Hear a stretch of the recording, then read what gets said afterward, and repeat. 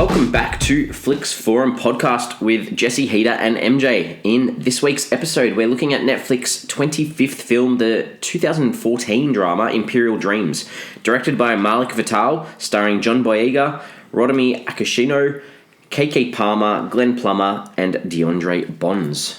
Good afternoon. Hey, mates. G'day, mates. Good to be back together again. Always. So I guess we need to start off this one. We haven't gone out of order. This film is from 2014. We, in our run of films, we're up to about February 2017 almost. But yeah, this film was released in 2014 and Netflix picked it up to distribute it in 2017. February 3, so you are right about February. Yeah, February, yeah. So what happened in those 3 years beforehand? That's a good question that I have in my question list. It just bounced around at film festivals. Okay. I did. So Played no a lot one, of film no one festivals. picked it up. Yeah. Yeah.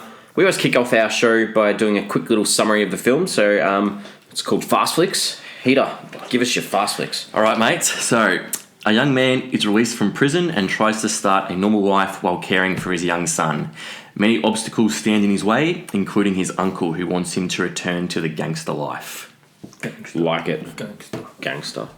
MJ. That's you. A raw insight into life in the projects about the struggles one man encounters when trying to do good and turn his circumstances around, despite the world putting up blockers at every turn. Oh, sweet. So I've said, a man is released from jail and must deal with the troubles of his past while trying to set the future right for himself and his son. No question mark. I thought you'd end it with like, will he? How will he go? Watch the film and find out. I've got to leave a little bit open. So good, Jesse, we're I liked it. all on the same lines, which is good. We always... So we watch the same movie? I'm Yeah. glad we watched the same film. What did we find out about this film? Like to have a look at some facts or some history that we can find out? I think we all just went into the most important one that we found Yeah, out. true. It was made in 2014.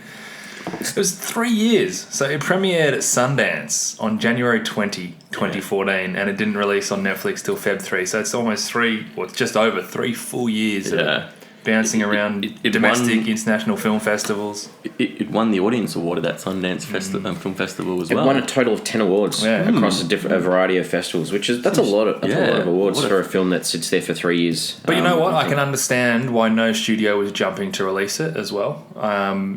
Where does this fit in? If you're a studio head, where are you releasing this film, and how do you want to position this film? It's difficult because, I can understand it being popular with critics, and people who watch it will probably enjoy it.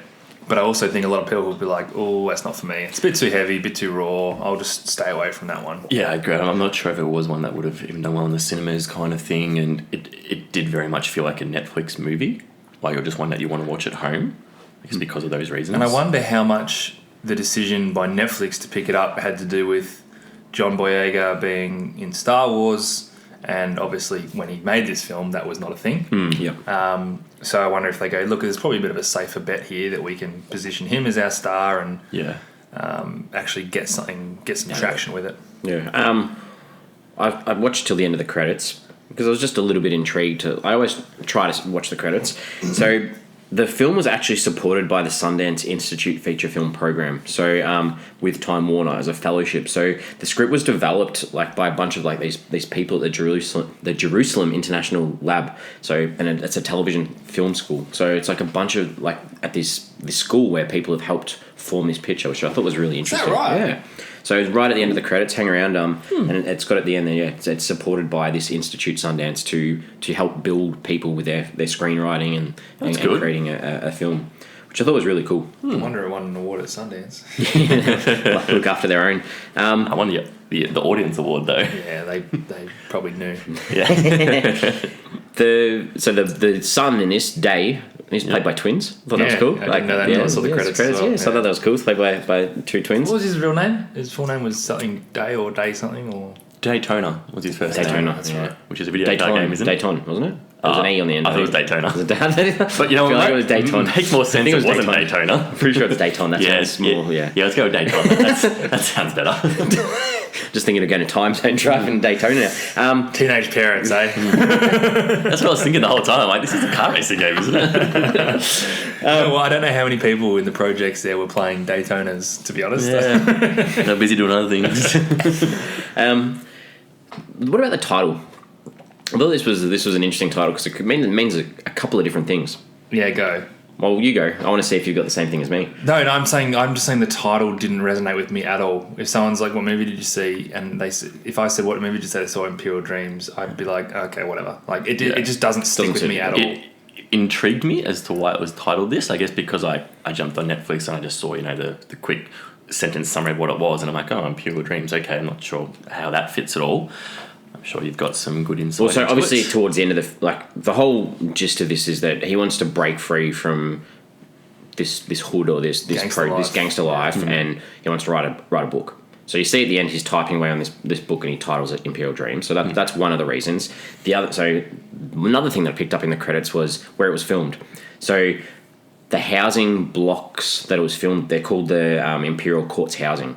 So the housing block is Imperial, and then the reason that they're called that is because the highway that runs through the middle is called the Imperial Highway in LA. Okay. So it's got a little bit of background as to why it's called that now. So I thought I didn't know that before the film. Yeah. And like you guys said, Imperial, why? What's in that film title? Yeah. And I think they make mention as well in the film about the Imperial Highway. Yeah. And I was like, oh, that sounds a bit like religiously, but it's actually the highway that runs through the middle. Because Imperial Dream, you just say that could be about anything. Yeah. And you see it when he's looking out over to see the jail where his girlfriend is, and that's that highway. So, that actually makes a bit more sense. It's a really good title with all that context. Yeah. I wonder how much of that context means to anyone outside of that area, or true. And it's not that obvious by watching the film. I'm fine with that. That doesn't bother me too much. Yeah. Anything else, or what about the critical consensus? It's real positive. Very positive. From critics, real positive. 92% on Rotten Tomatoes on 12 reviews. Which is pretty high.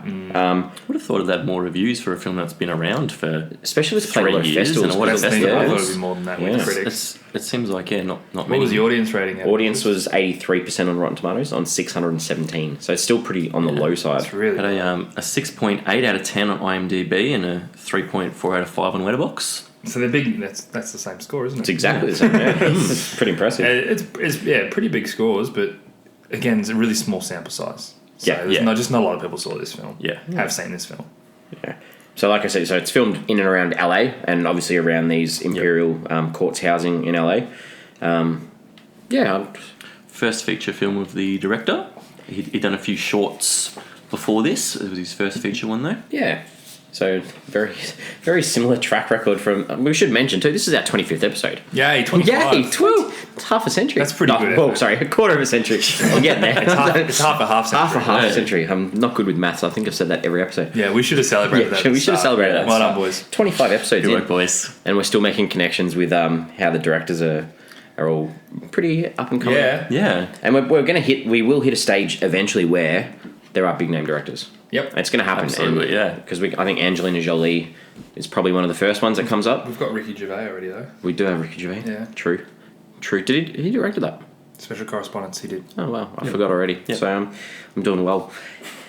What about some characters? Let's talk about some characters. What do we like about or dislike about some of these characters? I thought that John Boyega, how do you say it? Star Wars, yeah. So he plays the Stormtrooper, I haven't seen that new Star Wars. What? Haven't you? No, I'm not a big Star Wars guy. Okay. Yeah, I saw the original 3. Yep. New Hope, Empire Return. Haven't seen any since then. Empire Strikes Back. No.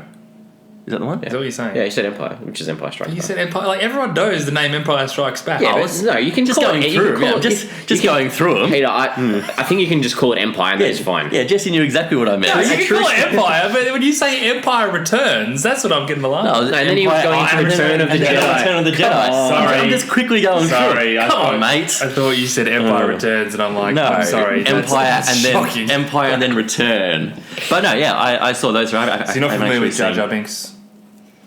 I know who he is. Yeah. But I mean, so I hadn't seen him in that, but I don't really think I'd seen him in anything. But I was really impressed with him. I thought he was really, real good. I thought he was awesome in this. Yeah, I agree. The character itself, I think we're talking about characters more. The character wasn't. And he's British. I know. Everything I've seen him in, he's been American because he's in The Circle as well, and obviously Star Wars and this.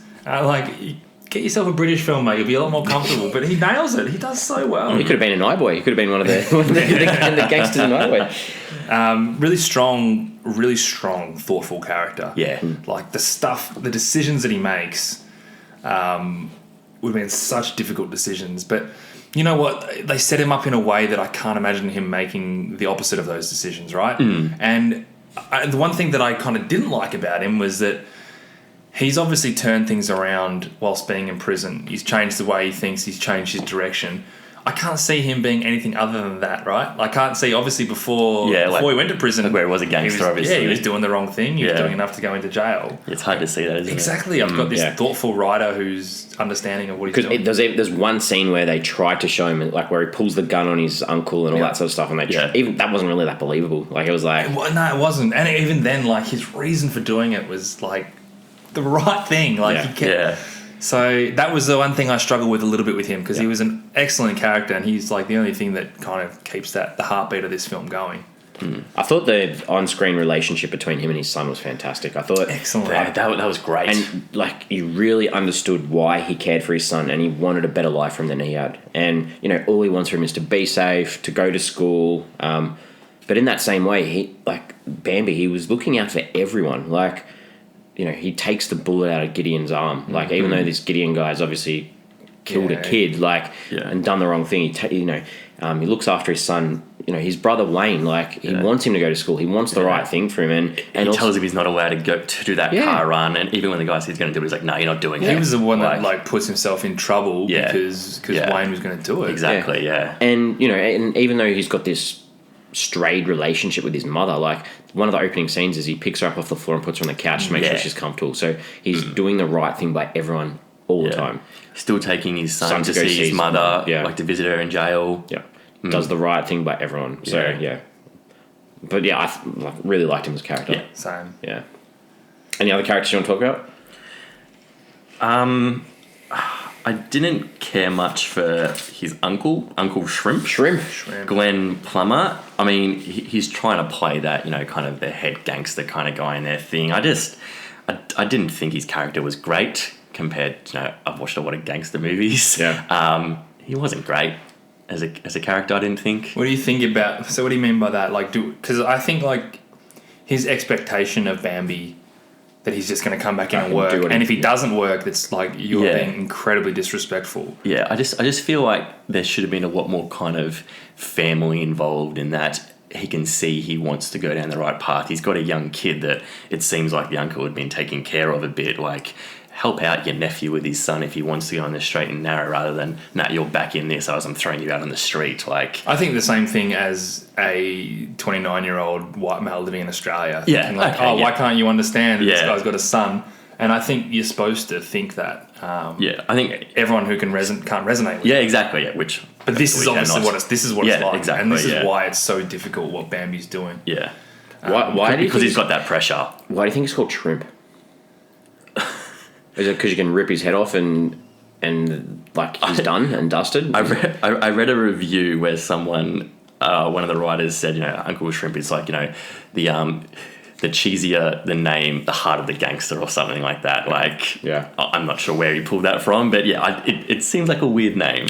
The first thing, before I watched the film, I looked at the cast list and the top 3 characters and the top 3 cast people. So you've got Bambi, then you've got Shrimp, and then the next character was Gideon, who's the guy And to me, I was like, okay, Bambi, Disney, Shrimp, I think straight away, Little Mermaid, and then Gideon from Pinocchio. And I was like, to me, like, just looking at that straight away, I was like, there's 3 Disney characters, like, straight away. Like, I was like, I don't know, I feel like the Bambi name was on purpose. Yeah, same. Like, massively. Only because, like, where do you hear the name Bambi anywhere else?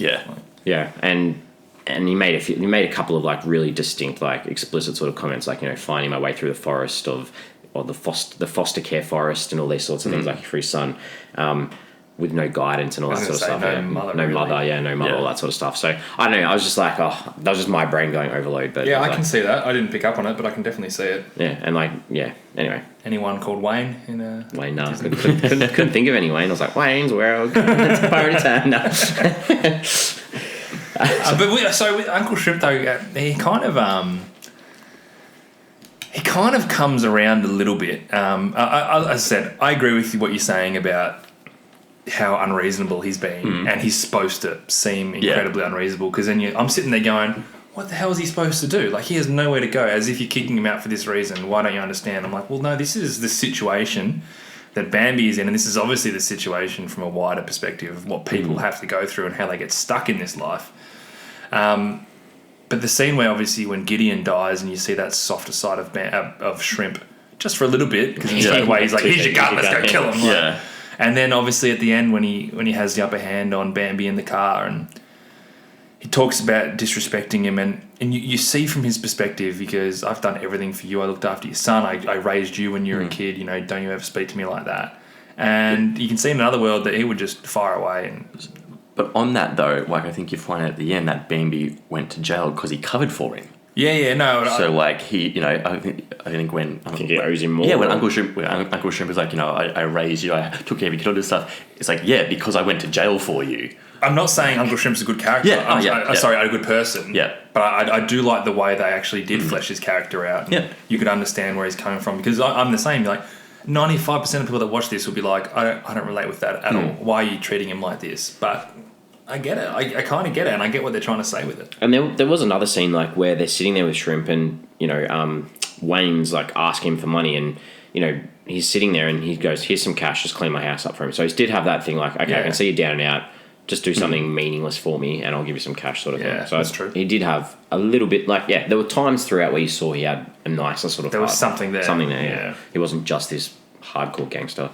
But there's the same for Gideon as well, because Gideon, from the moment you meet him, he's a wanted man, and you can tell things aren't going to go well for him. He's all over the place. Yeah. But before he gets killed, there is a scene where he sits there and he's sitting there with Bambi, and his son Day's there, and he's like welling up with tears because he knows that he's killed a kid that's almost like that same sort of age. And, exactly. So even though there were these hardcore sort of bad people, and the same with the mum. He had a lot more of a softer side though, Gideon as well. Like at the very start, where he's like, "Come on, let's go and get him," and he's like, "No, I've got to take care of my son." He's like, "Oh, okay, I respect that," and even though he committed a crime, he stole that laptop for him because he needed a laptop to try and find a job. It's cool. I'll get your laptop. Don't worry about it. Like he was doing these things to help him out, and he wasn't trying to force him back into that criminal world, because straight away he's like, "I've got to take care of my son." Oh, yeah, you know what? You do. Yeah, I liked that none of the characters, they were bad characters, but as in not evil, but bad mannered sort of characters. But they all had a good side to them. Yeah, I agree. Even the fat Joe, not fat Joe, whatever, the fat guy who's standing out smoking the weed on the car. He's even like, you should get rid of that gun, because if you get pinned with that gun, you're going to be in trouble. They were still looking out for each other. Yeah, exactly. Any other characters, or do you want to talk about some scenes? I think the only other thing is that Wayne really fooled me with his suits. I didn't realise how down his luck he was. I was like, this guy's got it going on. He's living in a place where criminals aren't allowed to live. Yeah. He looks great every day. He's sort of going to school, or trying to go to school. But no, just as desperate, just as down his luck as everyone else. Yeah, true. True. All right, what stood out for you? What were some good scenes? I liked the DMV scene, because it really highlighted the obstacles in Bambi's path of trying to get back on the straight and narrow, where so literal. He was trying to get a driver's license, but he couldn't get a driver's license because he owed child support, but he couldn't pay his child support because he couldn't get a job, and he couldn't get the job without the driver's license. It's just he's out of prison, he's trying to do the right thing, but that just really showed how tough it's going to be for him, because it's just a big circle here. It's just constant. He can't fix one problem because there's another problem that he can't do without the other. And sort of spoke of this broken system they have as well, which I think they mentioned throughout the film as well. The one thing about so obviously through this, and he talks about it a lot, this constant need for technology to advance himself almost, because he needs to. But so when he drops his manuscript off at the thing, the chick behind the counter goes, "Oh, can I contact you with your email address?" And he's like, "Oh yeah, sure, sort of thing." I was a bit confused by the email thing, because it's like, hang on, we know you don't have a computer. What's his other option though? Mail. Because that's what I thought. At least email. I would have thought he would get a phone from one of his family who can steal him a phone somewhere. I just assumed he'd go to the library and log on to his email. Which he did at the end to write his book. Because when she said email, but did he have an email address at the time though? Maybe that was something that probably. I guess you assume he did because he gave her one, but I don't see we're not sure how long he's in prison for, but he doesn't seem like a kind of guy that has an email address. And I was glad when he had the email, when they said contact by email, because I'm like, you can't call him or mail him. This is where my car's parked. Spot number 65 on. I'll be there. No, you can. No. I also really like the sequence. It was kind of towards the end where the confrontation in the uncle's house. He punches his uncle. He's got the gun. He's trying to fight him off. He goes running off. The cops pick him up. They take him kind of towards the other gang, like scaring him and stuff. And then again, he's running again, trying to find his kid. That whole kind of, I don't know, it's probably like a 10-minute scene. Really liked that. I didn't like the cops putting him in the car to go see those gangsters and opening the door, because I was like, this guy's been down and out enough. You don't need the thought of these guys onto him as well. Well, the cops supposed to be good. They were all because they took him there because they're like, we know one of these guys killed Gideon. Yeah. We know you saw it. We want to arrest him. Like, help us. I think they should have gone about it in a much better way that doesn't risk his life. But they were trying to catch this guy's killer, and they knew that Bambi knew who the killer was. Yeah, but I don't like the way they did it. Wasn't the right way to go about it at all. But I guess it also showed kind of how the cops treat these guys, and they didn't like them putting him there and them showing the gang him in the cop car puts a risk at his life because they'll think, he's ratted.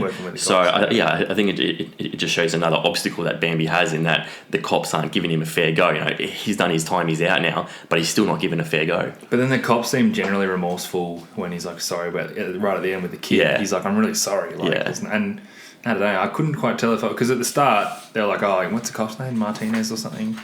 When he pulled him over, like, it's him. Right. I'm like, okay, so I don't like this guy. And then by the end, I'm like, do I not like him? What do we feel about the cops in this? See, one of my questions was, what does that detective, what does he have it in for him for? It seems like, it was something about the arrest for when he went to jail. Yeah, obviously. I would have liked a bit more backstory more as to why this guy just seemed to have it in for him. Because, it seemed like, keeping a real close eye. As soon as he gets out, he pulls him over. He's giving him a hard time. But I've been out for 27 hours. Yeah. but he obviously he knew exactly who it was. So there's obviously some history there. Yeah. But why? I would have liked to know why this detective, why he doesn't like Bambi, and what went on in their past to make him feel this way. And it kind of annoyed me with them as well, because the first scene, so Bambi makes that choice to leave Shrimp's house, and he gets help from the guy on the street with the bike to push the car to that car park wherever it was. My favourite scene. And there is a shot there of the cops sitting there watching them do that. Mm.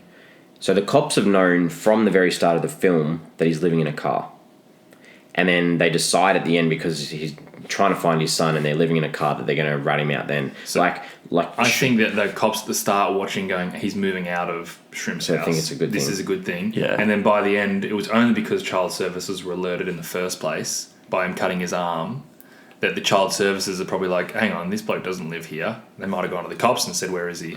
But when they dropped him off after doing the drive-by to the gang, the chick cop says to him, he goes, a car's not a great place for a kid to live. Yeah. So, I don't think the cops ever had an issue with it. Yeah, I think they were still in their own way, still trying to look out for him or not trying to look out for him, but give him that advice that we know that you're trying to do good. Maybe we can see that now. But they made it out like that Hernandez guy had it in for him. They did.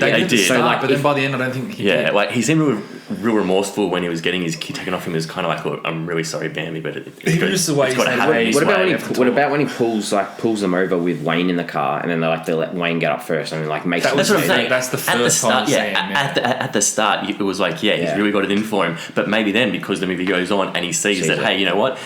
He's trying. Yeah, he's not going to go back into the criminal life. You know, he's reformed in prison, maybe, so maybe the cop can see that, and gradually it gets to the point, because he says, look, I want to get this guy who's killed your cousin, and then towards when his kid's being taken away, he definitely is not as hating him, I guess, as much as why at the start. You see the cop car when he's moving his car out there. It's not because we're going to sting him for living in his car. It's because he's actually taken some steps to getting away from this life. Then if you're that caring about him, don't drive him and put him in front of all these gang members when they know he's trying to look out for his son. Yeah, that was because that just confused me. I think but you know what? They actually seemed to understand the error of their ways, almost immediately once they did that. Yeah, and they realised that he's looking for. Hang on, this is a mistake by us. Yeah. But I'm still perplexed on how we're supposed to feel about policemen in this. Yeah. In the wider picture here. Mm. What else stood out? Well, that was my favourite scene, is when he's moving the car and he's setting up the lights and stuff, and I'm just like, yes, mate, you do this. He doesn't regress once. He's always moving forward, moving forward.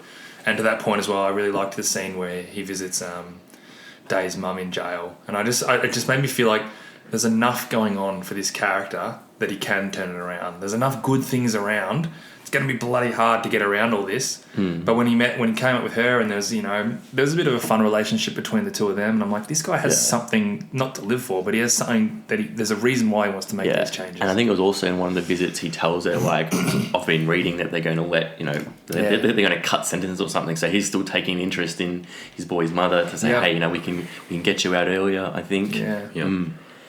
I really liked the first time that we meet Day. So obviously, Bambi's out of prison, walking down the street, comes home, finds a mum, finds Day sitting. They didn't mess around, did they? No. You start this film, it's really dark, and then there's a lady on the floor and a kid just sitting there. I'm like, oh my gosh, what are we into here? And, the kid's literally sitting there, instead of sitting in front of a TV, he's sitting in front of a liquor stand. Like, it was just bottles of alcohol. So anyway, so the kid walks off, and then you see him playing with this toy horse, and I liked that horse, the toy horse throughout the thing, because you see, and one thing throughout this film is walking. They walk everywhere. It's walking.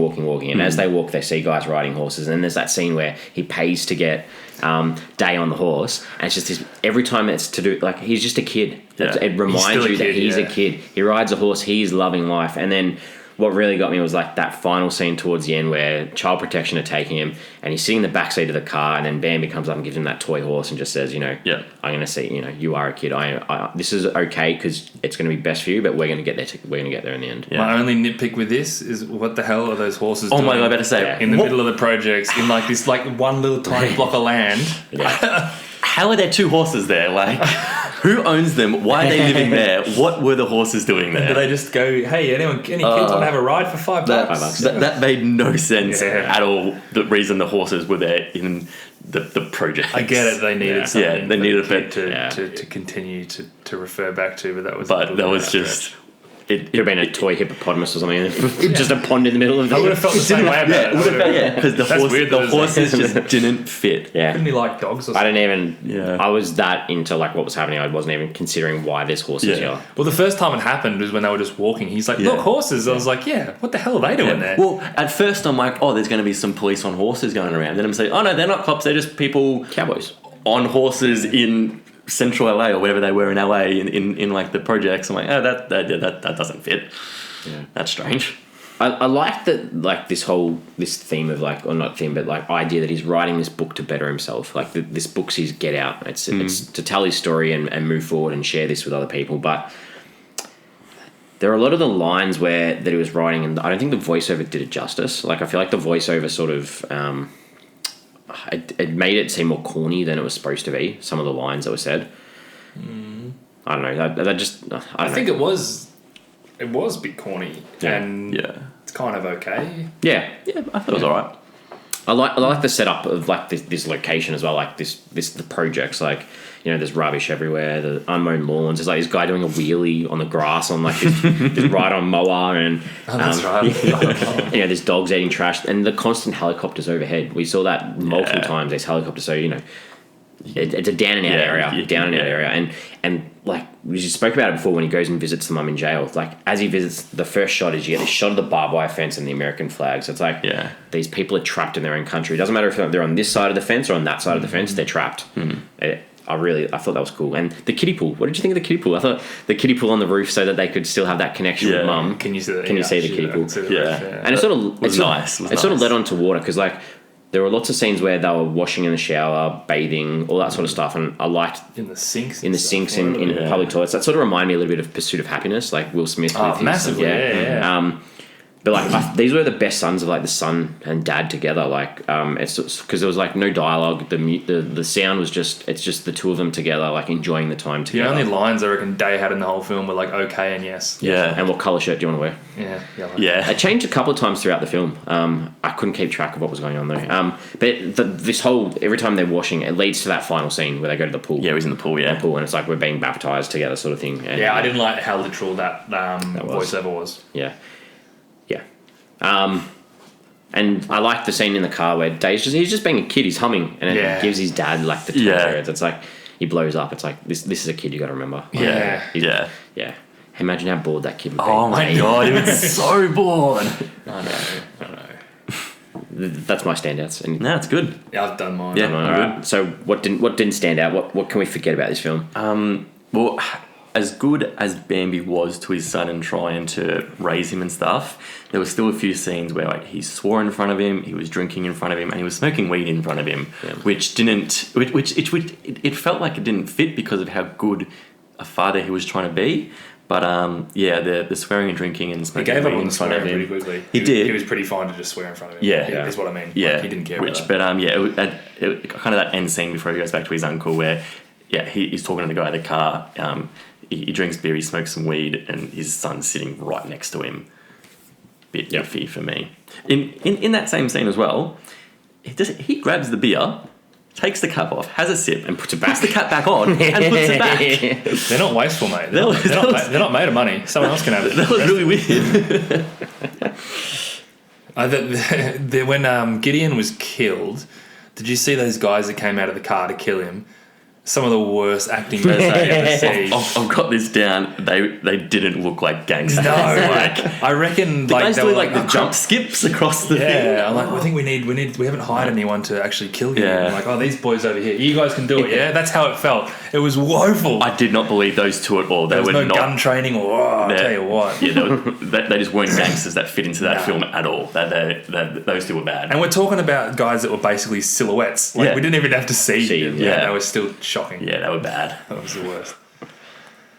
You go, Aaron. I didn't like him taking Gideon's gun. So I get that he probably wanted to make sure like that Gideon wasn't found with a gun on him. When he was shot. When he was shot. So that's sort of him thinking for him because he doesn't want him to find a gun that's probably going to link back to that kid that's been shot. I get that, but like, he goes and hides it and obviously he comes back and gets it later, but it's like he's constantly telling everyone that, that's not him anymore, not him anymore, but he still hid it. Like he didn't dispose of it straight away. Like maybe he's dispose it, get rid of it. Yeah. Because he's happy once he uses the gun to just throw it down the gutter or throw it on the roof. He could have just done that straight away without that temptation of it having to be there. So I didn't like it because I didn't think that fitted in with the rest of. Awesome. I think it was good that he took the gun here to kind of protect him, but I think it also shows that he still can't escape that gangster life just yet. Gotcha. Like he's trying as hard as he can, but he's still got these pullbacks, and that's why he hasn't got rid of the gun because he's not fully escaped from that life yet. Plot point. Yeah. And you'll need the gun back in the end. There's like a scene where Wayne, Day, and Bambi walk into a church, and there's like this really prolonged shot on the crucifix cross at the top of the wall, and then the pastor or the deacon or whatever he was feeds them. I just felt that was just put in there with no further follow through. Like there was no. It was just like, this is just a job opportunity, but there was just this prolonged, like, it was like they were trying to relate religion into it some way. There was nothing that led through from that. There was no said, I'll keep an eye out for a job and, you take your leftover food. It was just, and then that was it. It wasn't like, he's got this faith, so that's going to relate it back to him or anything like that. It was just like this random scene. It was almost literally like, if someone's sitting there watching the film going, when the hell does he eat? They're like, well, we'll put a scene in. He does eat. I didn't like that when he keeps calling his son Angel Boy, because apparently the softer the name, the harder the man. I was just like, that was a bit corny. Oh, see, that's the Uncle Shrimp. Yeah. Like a real soft. Weird name. Yeah. Because the harder the man. It wouldn't be called a prawn. Uncle Prawn. Well, they call it shrimps over there. Shrimps feel tiny and irrelevant. I didn't like... So when Bambi leaves Day with Wayne to babysit him just for a little bit, I didn't like that he cut his arm, child protection came. I thought that blow up was like... How does he cut himself? Seems like why is child protection seems like a decent cut. Yeah. And who dobbed him in? That was a bit too convenient. And I thought it was such a weird blow up because prior to that, him and Wayne was nothing but good. Yeah, it's literally this one thing that's just gone, bang, yeah. I hate you, you stuck together. And it's because he was just on the phone to someone and pretty quick for him to get outside, cut himself and someone to see it child and fall. We're like, we're here, where's your dad? I thought the blow up was just out of character from what we'd seen so far and their relationship. Rushed, wasn't it? That whole thing. That's true. That was terrible. Because their relationship prior to that had not been nothing but positive. It was great. And looking out for each other. Yeah, he tried to get him to live with him. Yeah, and sign my book that you've written the short story in. Let's get you to college, all that sort of stuff. Yeah. And one last thing I thought was really awkward was there's that scene where Shrimp's trying to get he's sitting there with Wayne and Bambi, and he's like trying to get his mum to do stuff, and it's just like there's no need for that. It was just not needed. Yeah, that wasn't needed at all. But it gave Bambi another opportunity to protect his mum. It did. Yeah. It also, I think, as much as those uncomfortable scenes where is someone's sitting there going, "This is how it is, all right? Yeah, exactly, You can get uncomfortable as much as you want. This is the life that people are living. This is what happens. That's all for me. Okay, I'm good. All right, I'm good. Let's talk about some underlying themes or things that were being said in the film. There's a fair bit. There's a lot, yeah. Peter? I think the big one is the obstacles for these guys to reform once they get out of prison and to adapt back into life. You know, you've got the struggles to get a job, the struggle to get a driver's license. You know, he couldn't live in this certain housing because they don't allow criminals in there. So there's just so many obstacles really once they're out of prison to help them. You know, it's kind of like we want you to reform in prison, you're out, now you're just on your own, and it's just no surprise that a lot of them go back to that criminal life because there's just no support for these guys who get out of prison. Bang on, mate. Yeah, this broken system that, you know, you can't be rehabilitated if they're not there to help you do it. Exactly, yeah. And like, you know, the cops are still harassing him even when he's out. You know, he's done his time and they're still harassing him. The father-son relationship, I thought, was a really good theme as well, like being there. Because on the other side, the female role models in this were probably lacking. Yep. Considering, like, there was obviously a purposeful choice that the dad's the one out there looking for the son while the mum's still in jail. And obviously Bambi's mum's down and like, even when her two sons, Wayne and him, are both there, and she's like, have you got some rocks? Like, she wants the drugs even though they're her two sons. So it's very lacking. And even then when she does take Day and takes him to safety, she's feeding him with a bottle, like, which he's was too like, old for that. Yeah, she's got no idea. She's also taking him to like some drug den. I mean, granted, she probably has nowhere else to go. But So the lack of like female role models for these guys as well is probably sort of talking about, you know, maybe if they did have better female role models, we wouldn't be in this sort of situation. It's also probably a reflection of how the women are impacted in this world as well. Like, what chance do they have? Like, they're almost not even in this film. Yeah. I spoke before about too, like, the, you know, the projects is just like a prison for a lot of these people as well. Like, are they better off in prison sometimes than they are outside here as well? I think the thing I liked most about it was how Bambi was obviously trying to do the best he can despite his circumstances. And there's a quote from Shrimp when he's in the car and he's saying, there are reasons why we are the way we are. Yeah. And there's that excuse to avoid change versus, man, Bambi has every reason to stop trying to change because it's too hard, right? But there's just that different mentality. Yeah. And what if you really want to, there's a chance. Yeah. And it's only a chance. Oh, yeah. And it's a real, like... It's tough chance, Like, it's still really hard to do, but there is an option rather than accepting it, which is what Shrimp does. And it's like almost that feeling of expectation where you're expected to do what you've been born to do. Like, you know, Bambi had to reject like this brotherhood almost, like he had to continually reject not only family but these expectations of him throughout. What did you think about walking? I wrote this down like early on. I was like, walking is a theme. So obviously he didn't have a car that worked to start with, but to me, like, that walking sort of built on that relationship with him and his son. It gave them time together. Yeah, it gave them time. It gave us as an audience a view of that community as well. But I just liked that, you know, they're walking. He's walking forward. He was never going backwards. He's always walking because he's trying to make a future. Because there were hardly any scenes of him walking by himself. Whenever he was by himself, he was running. Yeah, so he's running to find his son, or he's on the train, So whenever he's going forwards, he's with his son, and it's like he's trying to push forward for that walking. And there were multiple scenes of them walking. Oh, yeah. Multiple Heaps. scenes. And I liked that. I thought that was really cool. Yeah, it's good. And as well, loss. Like, there was like a quote towards the end where they were like, the only ones that stop you from fighting again from, you know, they're the ones that make you a loser if you don't continue to fight. And I liked that because there's a lot of loss in this film. Oh, yeah. Yeah. A lot of death. And it's just like something that's probably an everyday thing for a lot of those people. That's the problem. Yeah. It's a reality. And I think they want to make you feel as this is super normal when this happens. And you mentioned that before because with Shrimp, like, we saw him lost for like 2 seconds. And then I was like, okay, back to better go kill someone who killed him. Yeah. Cool. What did we take away from this film? I thought it had a real boys in the hood type feel to it. Pretty similar kind of messaging in film, which, you know, it's all that portrayal of trying to do good, rather than being thrown into the gangster life and trying to get away from that, trying to make something of yourself. Yep. So yeah, real similar. MJ? Took me a while to get into it, or interested in it, to be honest. More interested in it because they set up that he wanted to be a writer, and I was like, cool, it doesn't mean anything to me yet, but it does give him some sort of direction. And obviously he needs to get a job, and I think he went, where did he go when someone said, oh, you need to get a job? That's actually one of the, I can't remember where it was, like a library, not even a library, maybe it was a police station or something. He went somewhere and they're like, oh, you need to get a job. And as soon as that happened, I was like, okay, this gives him like a proper direction as opposed to, I want to be a writer. I was like, oh, where's that going to go though? Like, you've just set up this world that you're not just going to get published tomorrow. Yeah. So when I found like he had a little bit of an aim, and obviously he never gets a job, right? But I kind of at least enjoyed that direction. Yeah. But otherwise I found it too depressing and a little bit too much to swallow, despite the fact that it's got that whole life is hard mantra, and it's not trying to sugarcoat anything. And this is all, not trying to say that they should have, but when you're trying to enjoy a film, it becomes more difficult to enjoy.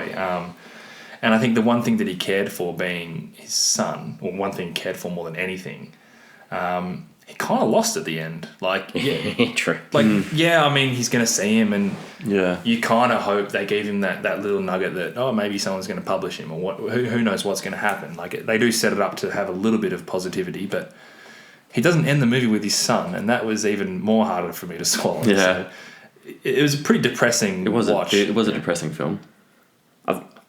The best way for me to describe this film is that it's a character study. Like, it's more about him as a character than the events. The events are there to help develop his character, I guess. Yep. I thought the soundtrack was pretty good throughout the film, and it helped tell the story and the surroundings. Like, throughout, there was a lot of like music that sort of the beats were in the right sort of beat to what was happening in the film. Like, probably the one that stood out the most was when Day and Bambi are vacuuming together, and I thought that was like really upbeat. They're earning a little bit of cash together, they're having a bit of fun together, and then that sort of blows up from there. So I liked the music in the background. It's like the only positive scene in the film, and it goes to about 7 seconds. Yeah. I think it's a perfect like film for Netflix. Yeah, I agree. But I'm still not sold that it's a story of hope. Like, I still, like you said, it's very like it's a lot to take in. It's a very down and out sort of film. But then if he ends up and, hey mate, you're going to be a published author, here's a house, and you know what, your girlfriend, she's out of jail. Like, and then you sit there and go like, you're trying to paint this picture of a really tough world. I think they wanted that feeling. But, at the end of the day, if you're trying to watch a movie and enjoy it, that stands in the way. As sad as it is. Did anyone use IMDb to look anything up? Definitely. Throughout the film? Yeah. So Glenn Plummer, who plays good. Shrimp, He was my IMDb as well. is in Saw 2. Okay, Saw 2. And because as soon as I saw him, I'm like, man, you are so familiar. And he's been in tons of stuff. Yeah. Scrolling around. I'm like, Saw 2, of course, in that house. And kind of takes the lead a little bit. Does he get like a big thing in the back of his head, I think? Is that how he dies? Gets like the big baseball bat with the nails I think in the back of his head. From the other guy kills him with it. Yeah, he kills him with it. Anyway, good to see him again. He's the one that's trying to lead kind of in Saw 2, yeah. Well, Glenn Plummer, he was my IMDb as well, but for a different film. So at school, I taught the film Speed multiple times. So he's the dude in the car that Keanu Reeves gets into in Speed and steals the car off him, and like he's the guy that's like screaming in the car while he's like Keanu's trying to get on the bus. How different does he look? A lot younger, but the same guy. I was younger. like, oh, okay, I know now where I know you. The beauty of IMDb. That's why we have this segment. How often do you watch a movie and you're like, who is that guy? I actually didn't jump on at all. Well, because it's the first, maybe? No, not the first. No, but I saw Glenn Plummer and straight away I'm like, that's the guy from Saw 2. Yes. So I didn't jump on for that, but no, I didn't jump on at all, actually. I didn't pick it up on Saw. I also did it for Keke Palmer, even though I know Keke Palmer and I love her in True Jackson VP, but I knew it was Keke Palmer. I just wanted to double check. You remember True Jackson? Yeah, is that her, is it? Yeah, the girl in jail. That's True Jackson? Yeah. Ah, also, okay. she's in Shrink with Kevin Spacey, which is a really good movie. I didn't even recognise her as True Jackson. There you go. It's a kids show. Absolute kid show. We had good fun watching it though. Give it a lot. You got any questions you want to ask? My question was not actually. I'm not sure if I missed it. Do we know why the mum was in jail? Why Keke Palmer was in jail? No, I don't think we have got to explain that. No, good. I'm just making sure. Mine was about the horses being in the project. We spoke about it for about 5 minutes. What do you got, Jesse? Why was this film... Like, it's not a bad film, so why was it shelved for 3 years before it was actually released? Kind of spoke about that at the start. We did speak about it at the start, so... Yeah. And I'm confused as well as when it was released, because... Have either of you seen Moonlight? No, I haven't yet. Because Moonlight... But around at the same time. Around the same time. Yeah. So I'm confused as to why... Like, it probably could have done a lot better if it was released earlier. True. Yeah, I don't know. I was a bit confused with that. The other thing that I wanted to ask was, what does having power in this film mean as well? Because the gangsters or they think it's having, like, using violence. Bambi thinks it's being smart, having an education, and the cops, like, think it's cleaning the streets up, I guess. So they just want to clean the streets up. So to me, power is like a bit of a confusing sort of thing in this film. Yeah, it means different things to different people, doesn't it? And they all use it in their own way. Never feels like a power struggle anywhere, though. No. Yeah. Not at all.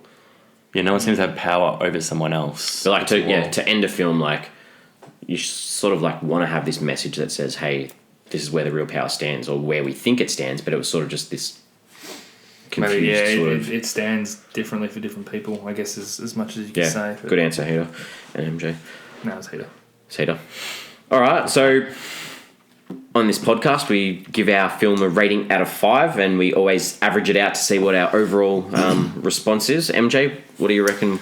Yeah, so whilst I can appreciate the raw and emotional reality of the story being told, the film can sometimes cross the line of being too unsettling. It's one thing to paint a picture of a dark and brutal side of the world, but I think I just needed a few more positive leads to stop me from feeling constantly horrified for Bambi and Day. But it's a pretty decent film, but I couldn't rush back to watch it again. 2.5 stars. I thought you were going to say 2.5. just based on what you're saying, like, you're going with 2.5. And a real 2.5 feel, yeah. didn't I? I thought it was a well-made film. Highlighted the struggle many people have living under a broken system, which is supposed to be there to support everyone. Thought it was well-paced throughout. Like, the pace was fairly good. Some really good acting, but I couldn't help feel that it was a little bit too similar to Moonlight and maybe released at the wrong time. Like, I feel like that 3-year gap just probably didn't need to happen. I'm going to give it 3 out of 5. Heater. I liked it. I thought it was a good film. It did well in portraying the struggles that Bambi faced being released from prison. I didn't think it was anything amazing, but a pretty good, solid film, and had a great performance from the lead as well. I give it a 3. Awesome. So add those up. What is our average out of 5? 2.83. 2.83. We have that 2 weeks in a row. 2 weeks in a row. That's crazy. 2.83 out of 5. So this is better than iBoy. Oh, look out. It wasn't. Oh, okay. Didn't you give it the same thing? Okay, I gave it a 3. But this is a higher 3. Ah, higher 3. All right, so Still got to know what's better. We're on social media. We're on Facebook. We're on Twitter and Instagram at FlixForum. We will have a question up there to relate to this film this week. The question this week is, do you think Day will be reunited with his parents? Will it happen with both, or one, or none? It's a tough one. I kind of don't think he will. That's really... To come out of a movie thinking that's bad. Well, that's the thing. It's going to be a massive struggle for it to happen. I thought they were going to give me something at the end to be like... I know it's like, oh, this girl is getting people to look at my manuscript or whatever. Yep. That's something. But I wanted a little... Like, they didn't have to end without each other. I don't know. Even if he gets a payment for this manuscript or this book... he's not going to have an income. There's no income that's continually coming in. I worry for them. They're good people. We are on Apple Podcasts, Spotify, Podbean. You probably know that because you're probably listening to us on one of those. But please subscribe if you can. Give us a rating, a positive rating. Next week we're back into the 2017 films. We're looking at the comedy drama Girlfriend's Day. It's directed by Michael Stevenson. It stars Bob Odenkirk, Amber Tamblyn, Rich Summer, Natasha Lyonne, Andy Richer, and Stacey Keach. So get on board, watch the film so you can follow along with our discussion. As usual, always have a good time. Please have a good time. Thanks, mate. Yeah, we hope it's been good. Yeah, it's been good. So we will see you all next week. See you then. See ya.